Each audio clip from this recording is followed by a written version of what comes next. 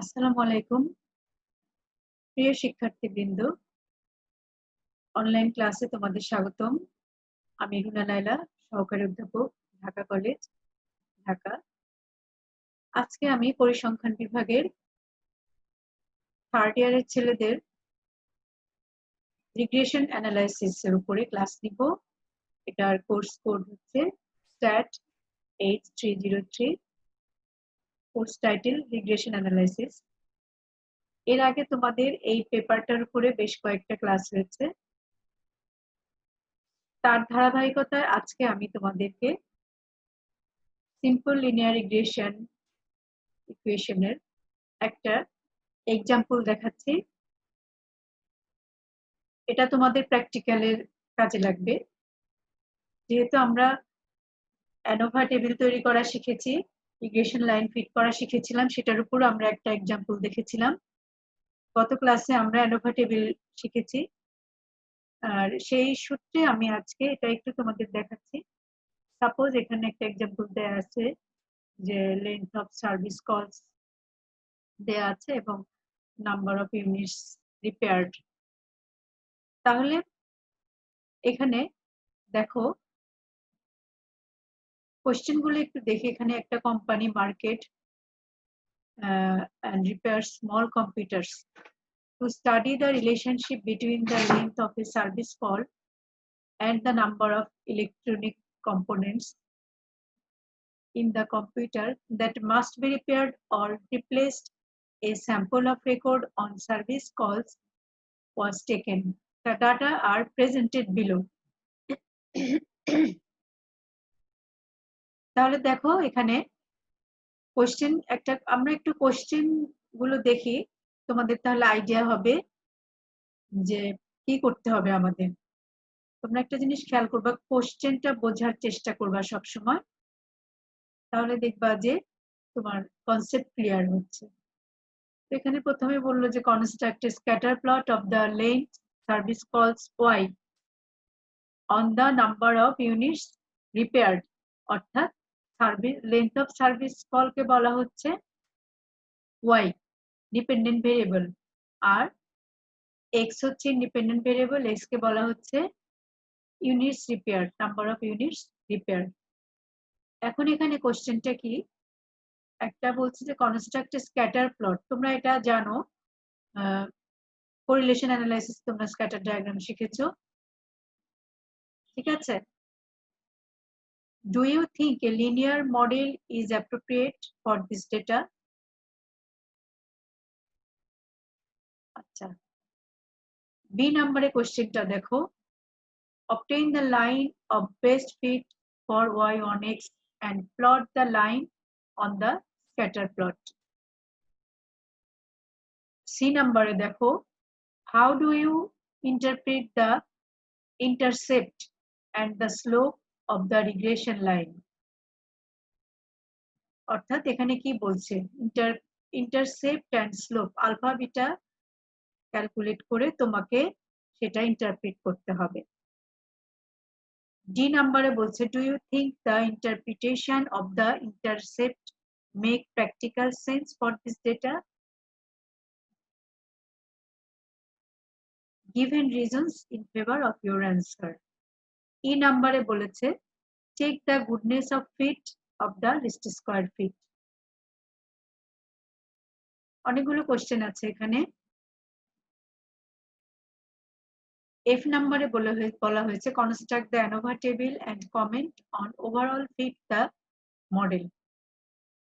D নম্বরে বলা হয়েছে test the significance of the variable the number of units repaired on this fit. H এ বলা হয়েছে find 95% confidence and prediction interval for the length of service calls when 12 units are repaired.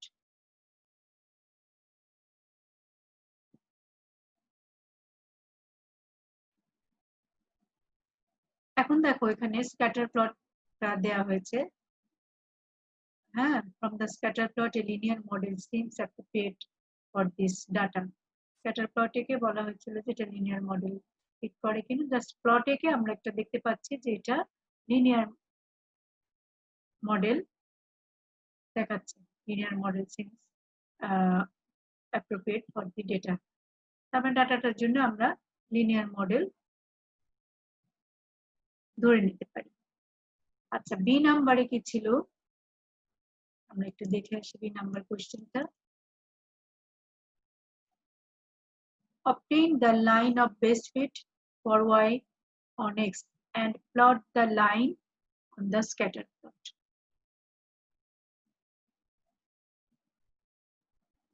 এখানে আমাদের actually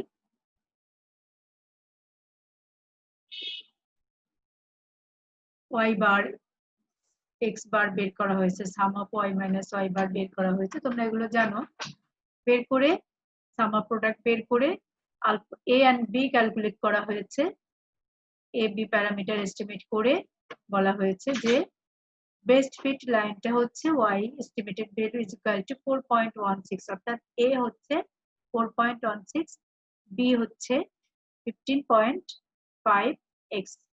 ঠিক আছে, তাহলে আমরা কিন্তু b এর মানটা কিভাবে বের করতে হয় জানি। তোমাদের মনে আছে y on x, by on x হলে by on x is equal to sum of product of xy divided by sum of squares of x, অর্থাৎ এটাকে আমরা এই প্রোডাক্টটাকে sum of squares of x দিয়ে ভাগ করে b এর মান বের করেছি, এবং a হচ্ছে y bar minus b x বার।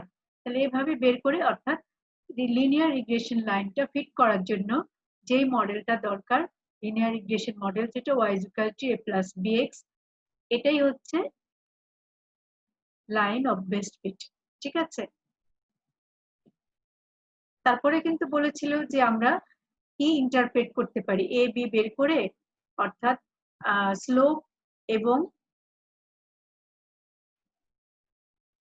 বের করে কিভাবে আমরা এটা ইন্টারপ্রেট করতে পারি। তাহলে আমরা কি পেয়েছি এখানে, যে ইন্টারসেপ্টটা আমরা পেয়েছি যে 4 পয়েন্ট, ইন্টারসেপ্ট হচ্ছে এ, তোমরা জানো এ হচ্ছে ইন্টারসেপ্ট, এটা আমরা পেয়েছি 4.16, অর্থাৎ এটা the intercept is the average length of service calls when no units are repaired, and the slope is additional number of minutes 15.5 is takes to repair each additional unit.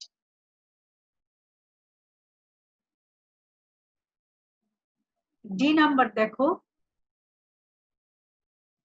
আমরা আবার ডি এ চলে যাচ্ছি। কোশ্চেনটা ছিল, do you think that the interpretation of intercept make practical sense for the data given in favor of your answer? D number অ্যান্সারে কি বলছে এখানে আমরা একটু দেখি। The answer may be vary, the intercept of the interpretation of the intercept may or may not make practical sense depending on how this data were collected. আচ্ছা, next দেখো, for this data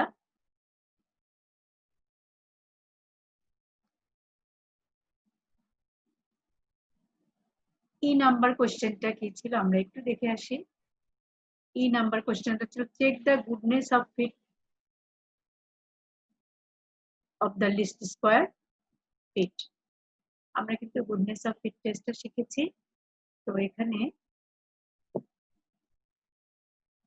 R square বের হয়েছে 0.987, which tells us that about 98.7% of the response variable are explained by the explanatory variable, and it's indicated that the data adequately fits the model. আচ্ছা, next F number কোশ্চেনটা ছিল আমাদের, construct the ANOVA table and comment on the overall fit of the model. তোমাদের ANOVA table নিয়ে একটা problem আমি গত ক্লাসে দেখিয়েছিলাম, অ্যানোভা টেবিলটা করে দেখিয়েছি। এখন এটা তোমরা এই ডাটা থেকে অ্যানোভা টেবিলটা তৈরি করবে এবং কমেন্ট করবে overall fit of the model. তারপরে জি নাম্বারে বলা হয়েছে, test the significance of the variable, the number of units repaired on this fit. ঠিক আছে, টেস্ট করতে বলা হয়েছে। Find 95% confidence interval and prediction intervals for the length of service calls when 12 units are repaired. আচ্ছা, আমরা একটু দেখে নিচ্ছি অ্যানোভা টেবিলের জন্য আমরা এখানে alpha is equal to 0, beta is equal to 0 ধরেছি নাল হাইপোথিসিস। তারপরে আমরা অ্যানোভা টেবিলটা ফিট করে আমরা ক্যালকুলেটেড এফ পাবো 9, that মিটার ক্যালকুলেটেড পাবো 943.2। তোমরা এগুলো ক্যালকুলেট করবে, করে দেখবে এটা আসছে। আর টেবিল মানটা আমরা পাবো 1 and 30 ডিগ্রিজ অফ ফ্রিডমের জন্য 4.75। তো এই দুইটা ভ্যালু কম্পেয়ার করে দেখা যাবে কি যে ক্যালকুলেটেড মানটা অনেক বেশি বড় টেবিল ভ্যালুর চেয়ে। So we must reject the null hypothesis and conclude that the overall regression is highly significant. যদি নাল হাইপোথিসিসটা অ্যাকসেপ্টেড হতো তাহলে সিগনিফিকেন্ট হতো না, কিন্তু যেহেতু নাল হাইপোথিসিসটা এখানে রিজেক্টেড হয়ে গেছে, কাজেই overall regression is highly significant, কারণ এই ক্যালকুলেটেড এফ এর মানটা টেবিল এফ এর চেয়ে অনেক বেশি বড়। এভাবে আমরা নাল হাইপোথিসিস টেস্ট করি এবং অ্যানোভা টেবিল তৈরি করি, করে সেটার উপরে একটা ওভারঅল রেজাল্ট আমরা পেয়ে থাকি।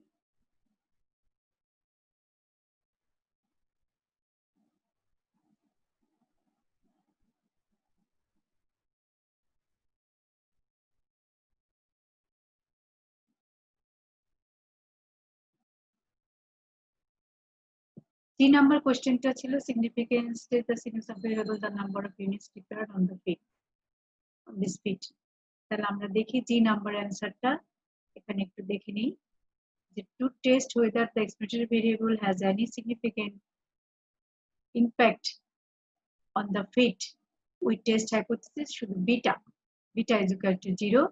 এখানে আমরা স্কয়ার বের করব এই ফর্মুলাটা দিয়ে, ঠিক আছে, ডিভাইডেড বাই n-2 অর্থাৎ ডিগ্রিজ অফ ফ্রিডম দিয়ে ভাগ করে স্ট্যান্ডার্ড এরর অফ বিটা এটা ইজ ইকুয়াল টু এত, then T test B by standard error of beta is equal to এত। এখন 30.71 এগুলো তোমরা ক্যালকুলেট করে দেখবে। The critical value of t at 5% level of significance আমরা পাবো 2.179। তাহলে our calculated value of t is highly significant at that 5% level, অর্থাৎ ক্যালকুলেটেড t টা আসছে আমাদের 30.71 এবং টেবুলেটেড t টা আসছে 2.179। তাহলে আমরা ইজিলি বলতে পারছি যে কি হলো, যে নাল হাইপোথিসিস রিজেক্টেড, অর্থাৎ সিগনিফিকেন্ট, আমাদের রিগ্রেশন কোএফিশিয়েন্টটা কি হাইলি সিগনিফিকেন্ট। এটা আরেকটা মেথড আছে, এটা তোমাদেরকে আমি যেহেতু আগে করাইনি এটা দরকার নেই, তোমরা এই জিটা এই মেথড দিয়ে করবে। আচ্ছা, এরপরে আরেকটা কোশ্চেন ছিল যেটা ছিল এইচ নাম্বার কোশ্চেনটা ছিল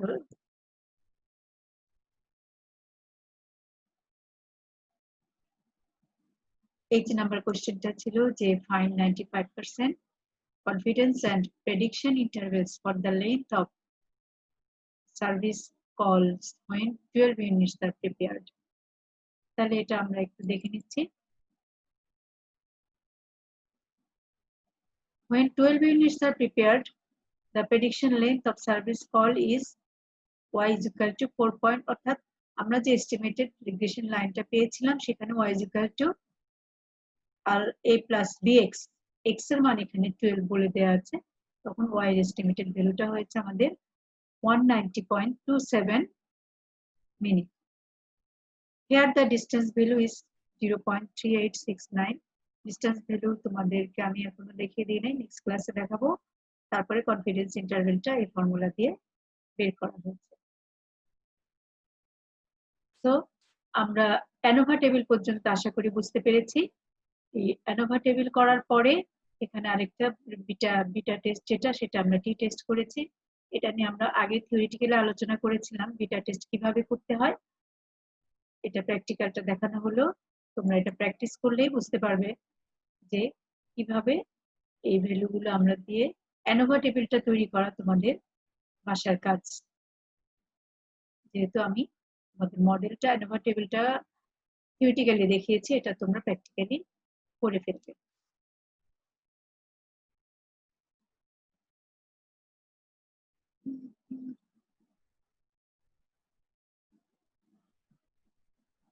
কনফিডেন্স ইন্টারভেল আমরা গত ক্লাসে, এর আগের ক্লাসে একটু দেখিয়েছিলাম, আজকে আরেকটু দেখাই যে for the model regression model যদি y is equal to alpha plus beta x plus ci হয়, তাহলে আমরা কিভাবে আলফা এবং বিটা এর কনফিডেন্স ইন্টারভেল বের করব সেটা একটু আমরা দেখিয়েছিলাম। আজকে একটু ডিটেলস দেখাচ্ছি তোমাদের, তাহলে দেখে নাও যে আলফা বিটা আর OLS estimate of alpha and beta respectively, then alpha is normally distributed with alpha estimated ভ্যালুটা, কারণ এটার মিন হচ্ছে আলফা, আগেও বলেছি, ভ্যারিয়েন্স হচ্ছে sigma square sum of xi square divided by n sum of xi minus x bar whole square. এটাকে আমি একটু যদি ধরে নেই sum of xi minus xi minus x বারকে আমি স্মল xi ধরে নিয়েছি, ঠিক আছে?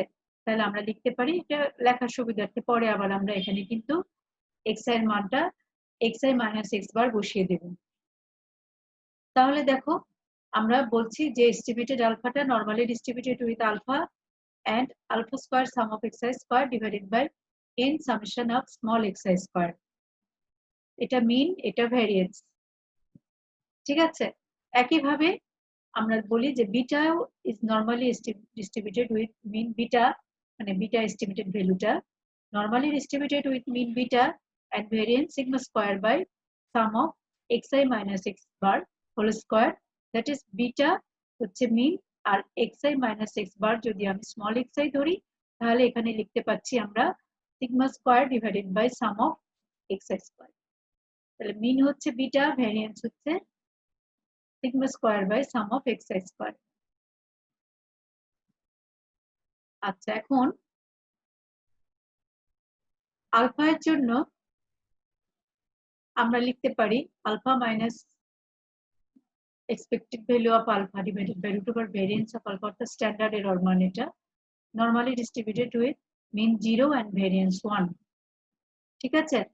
একটা স্ট্যান্ডার্ড নরমাল ভেরিয়েটের মিন অলওয়েজ 0 and ভেরিয়েন্স হচ্ছে 1, মিউ হচ্ছে 0, সিগমা স্কয়ার হচ্ছে 1।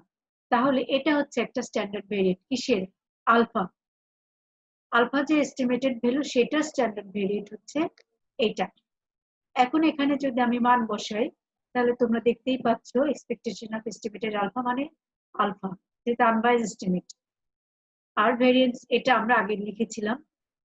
এটাকে আমরা লিখতে পারি এই n sum of x square, যদি root over n sum of x square উপরে নিয়ে আসছি, তাহলে এটা হচ্ছে normally distributed with mean 0 and variance 1। এখন আমরা কাই স্কয়ার ফর্মুলা অনুযায়ী আমরা জানি যে কাই স্কয়ার হচ্ছে সাম অফ pi square divided by sigma square, এটা কাই স্কয়ার একটা ভেরিয়েট, এটা with degrees of freedom n-2। এখন sigma square is equal to sum of a square by n-2, তাহলে ই স্কয়ারের মান সাম অফ ই স্কয়ার মানে হচ্ছে n-2 sigma square divided by sigma square, এটা হচ্ছে কাই স্কয়ার ভেরিয়েট। আবার টি এর ডিস্ট্রিবিউশনের জন্য T is equal to normal distribution 0 1 divided by chi square divided by degrees of freedom. এখন যদি আমি এখানে এই ভ্যালুগুলো বসাই, তাহলে আমরা পাচ্ছি জাস্ট আমরা এখানে কাই স্কয়ারের মানটা বসিয়েছি,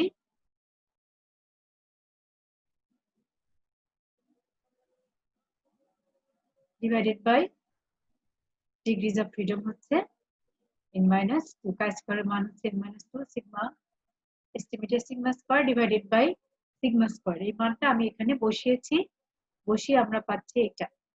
আবার নরমাল ভেরিয়েটের মানটা এখানে আমরা বসালাম, ঠিক আছে? নরমাল ভেরিয়েটের ভ্যালু ছিল alpha estimated minus alpha root over n sum of xi square divided by root over sigma square sum of capital x square. এই মানটা আমি এখানে উপরে বসিয়েছি আর নিচে বসিয়েছি কাই স্কয়ারের মান।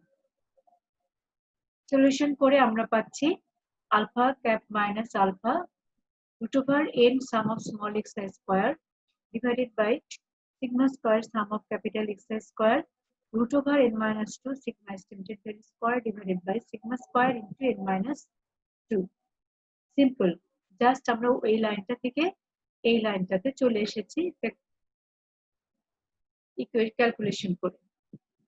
এখন দেখো তাহলে আমরা এটা কি লিখতে পারি, দেখো মান বসানোর পরে আমরা পেয়ে গেছি যে এটা ইজ ইকুয়াল টু, এটা হচ্ছে alpha estimated value minus alpha root over n sum of small x square আর sigma square sum of x square into sigma estimated value square divided by sigma square. তাহলে এখানে দেখো যে sigma square কেটে গিয়েছে, sigma estimated square যেটা ভিতরে ছিল ওটা আমরা রুটের বাইরে নিয়ে আসতে পাচ্ছি, শুধু sigma estimated value root over sum of x capital X square। তাহলে এটাই টি ডিস্ট্রিবিউশন ফলো করে with degrees of freedom n minus 2। এখন আমরা যদি কনফিডেন্স ইন্টারভ্যালটা বের করে যাই 100 1 minus আলফা পার্সেন্টেজে, এখন আলফা এর জন্য কনফিডেন্স ভ্যালু লেভেলটা কি হবে, minus T alpha by 2 degrees of freedom n minus 2, t lies between minus t to plus t, তাহলে প্লাস টি এর ভ্যালুটা হবে alpha by 2 n minus 2 degrees of freedom is equal to 1 minus alpha।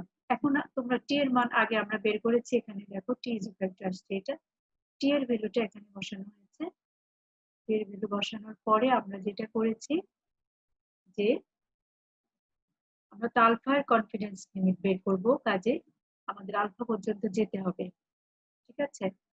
তো আমরা alpha estimated value minus alpha রেখে বাকিগুলোকে একবার বাম পাশে গুণ করে দিয়েছি, একবার ডান পাশে করেছি, ক্রস যেটা বলে, এখানে নিচেরটা উপরে চলে গেছে, উপরটা নিচে চলে আসছে, আর এখানেও নিচেরটা উপরে চলে গেল, উপরেরটা নিচে চলে আসছে।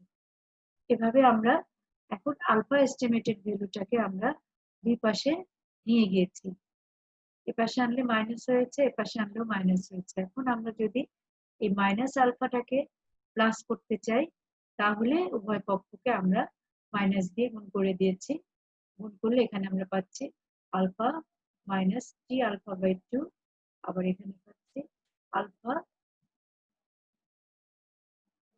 Plus T alpha by 2। এভাবে আমরা টি এর এস্টিমেটেড মানটা বের করি।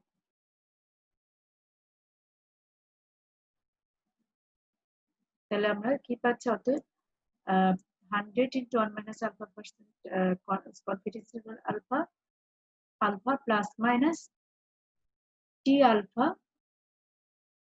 by 2, যেহেতু t2 টেস্ট, কাজে এখানে যদি alpha by 2 ইউজ করি আমরা degrees of freedom n minus 2 into estimated sigma root over xi square divided by root over n sum of xi square। অর্থাৎ এটা হচ্ছে স্ট্যান্ডার্ড এরর অফ আলফা এর ভ্যালু, অর্থাৎ alpha estimated value plus minus t alpha by 2 degrees of freedom n minus 2 standard into standard error alpha। তো left পাশে থাকবে minus B আর right পাশে থাকবে প্লাস বি।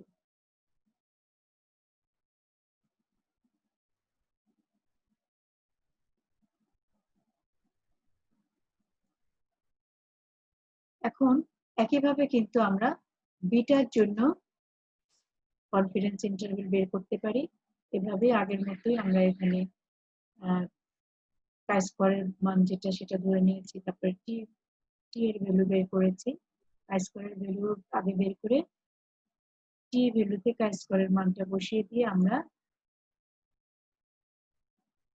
এটা টি ডিস্ট্রিবিউশন টি যেটা ফলো করবে degrees of 10 minus 2 degrees of freedom সেটা বের করে, তারপরে আমরা দেখেছি একইভাবে টি এর রেঞ্জটা নিয়েছি মাইনাস ইনফিনিটি থেকে minus T to plus T is equal to 1 minus alpha. এভাবে বিটা এর এস্টিমেট, বিটা এর কনফিডেন্স ইন্টারভ্যাল আমরা এভাবে বের করেছি, তোমরা দেখতে পাচ্ছ নিচের লাইনে চলে আসছে।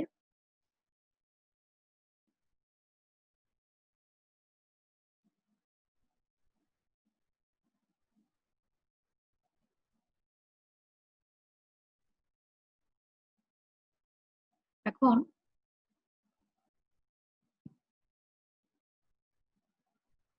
কোএফিসিয়েন্ট অফ ডিটারমিনেশন আমরা একটু দেখে নিচ্ছি। কোএফিসিয়েন্ট অফ ডিটারমিনেশনটা কি? It is denoted by capital R square. Coefficient of determination represent the percent of variation of the dependent variable which is explained by the independent variable together. অর্থাৎ dependent variable দ্বারা dependent ভেরিয়েবলটা কতটুকু affected হয় সেটার পার্সেন্টেজটাই হচ্ছে coefficient of determination.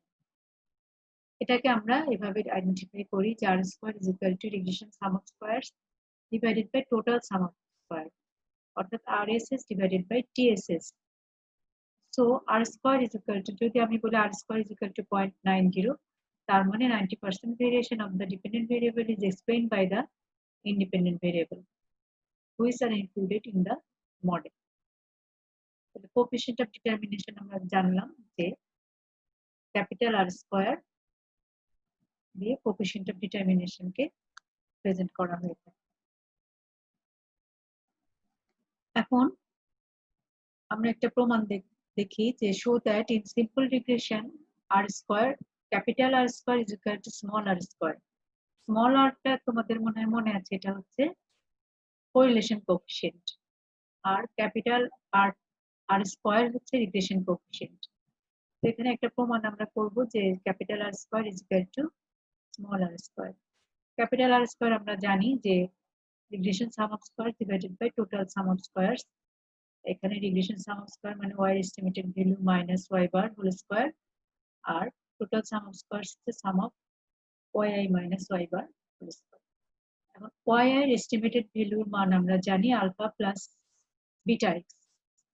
এখানে y estimated ভ্যালুর মান বসিয়েছি মাইনাস y বার, আর নিচে যেটা ছিল সেটাই থাকবে টোটাল সাম অফ স্কয়ার যেটা yi minus y bar whole square, sum of yi minus y bar whole square.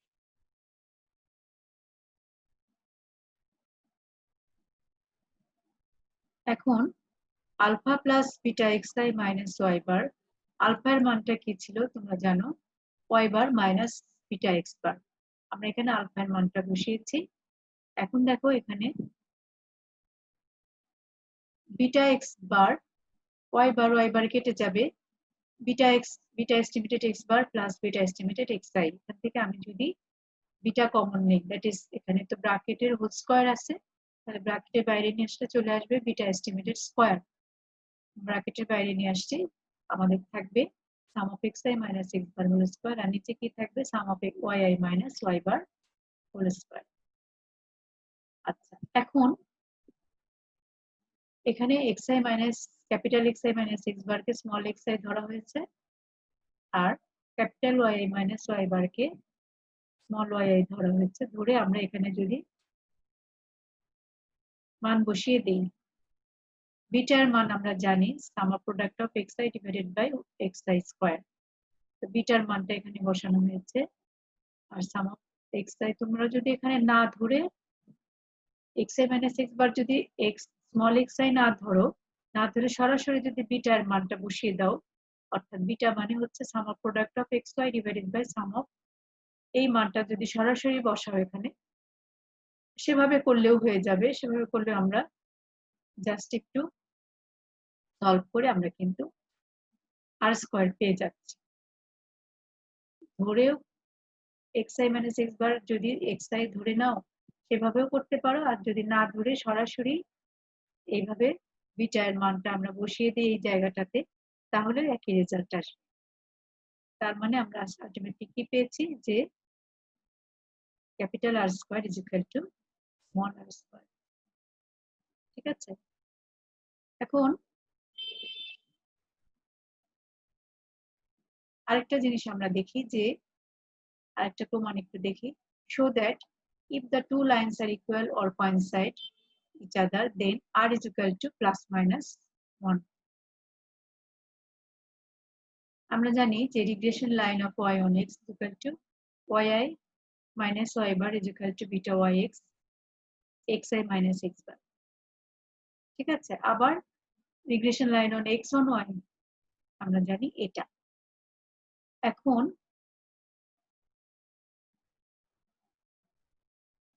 yi minus y bar is equal to আমরা লিখতে পারি 1 by beta yx beta xy into xi minus x bar। এখন দেখো এখানে বলা হয়েছে যে if the lines are equal or coincide then the slope of the two line must be equal, that is beta yx is equal to 1 by beta xy, তার মানে beta xy into beta yx is equal to 1। beta yx into beta xy মানে আবার r square, কারণ আমরা জানি যে correlation coefficient is the geometric mean of regression coefficient, that is r is equal to root over byx into bxy, তার মানে আমরা পাচ্ছি r is equal to plus minus 1। অর্থাৎ যে if the two lines are equal or coincide each other then r is equal to plus minus 1। আরো প্রমাণ আরো কিছু তোমাদের আছে, সেগুলো আগামী ক্লাসে দেখাবো। এখন আমরা দেখি যে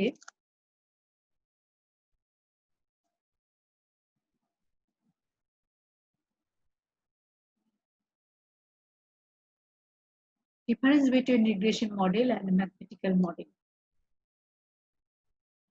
Regression model is mathematical function of two variables, one is independent and others is dependent, but mathematical model is also এটাও একটা mathematical function, two variable, one is independent and other is dependent। Mathematical form of a linear regression model is y is equal to alpha plus beta x plus epsilon, অর্থাৎ এখানে alpha beta parameter এবং epsilon একটা random error আছে, কিন্তু mathematical মডেলে কিন্তু কোনো random error নেই। এখানে ম্যাথমেটিক্যাল মডেলটা just y is equal to a plus bx লেখা যায়, এখানে a আর b হচ্ছে প্যারামিটার, কিন্তু এখানে কোনো র্যান্ডম এরর নেই। Number 3, since there is error term in regression model, we can only estimate the value of y for observed value of x।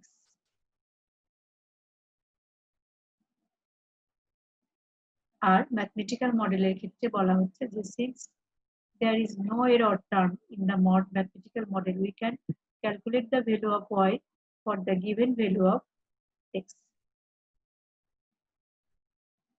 For a linear regression model, if we plot the value of y against the value of x, all value y do not fall on the straight line, but for a linear mathematical model, if we plot the value of y against the value of x, all values of y fall on the straight line। ঠিক আছে, অর্থাৎ regression মডেলে কিন্তু সবসময় ভ্যালুগুলো straight line নাও হতে পারে, but mathematical মডেলে all value of y fall on the straight line। In regression model, it is assumed that the random error is independently normally distributed with mean 0 and variance sigma square, but mathematical model যেহেতু random error নেই, তো এই ধরনের কোনো assumption এখানে দরকার নেই। তাহলে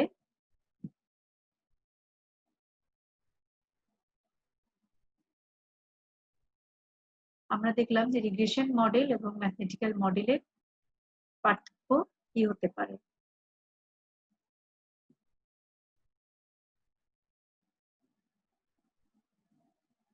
এখন আজকে আমরা যা যা শিখলাম সেগুলো এবার একটু রিভিউ করে আসি প্রথম থেকে।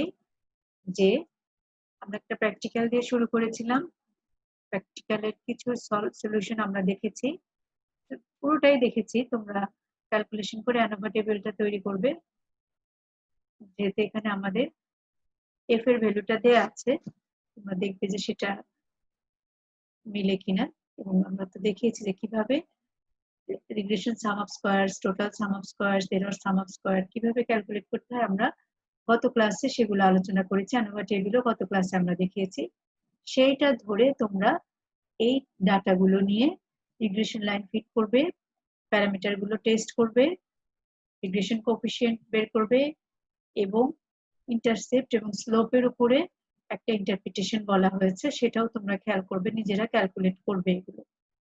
এখানে তো রেজাল্ট গুলো দেওয়া আছে, তোমরা বাকিটা ক্যালকুলেট করে বাসায় প্র্যাকটিস করবে। এই জন্যই আজকে ডাটা দিয়ে শুরুতে আমি এটা দিলাম, যাতে তোমরা এই ডাটাগুলো দিয়ে একটা অ্যানোভা টেবিল তৈরি করে ফেলতে পারো। এটা একটা ইম্পর্টেন্ট প্রবলেম তোমাদের, এবং এটা করলে তোমাদের প্র্যাকটিক্যালের প্র্যাকটিসটাও হয়ে যাবে।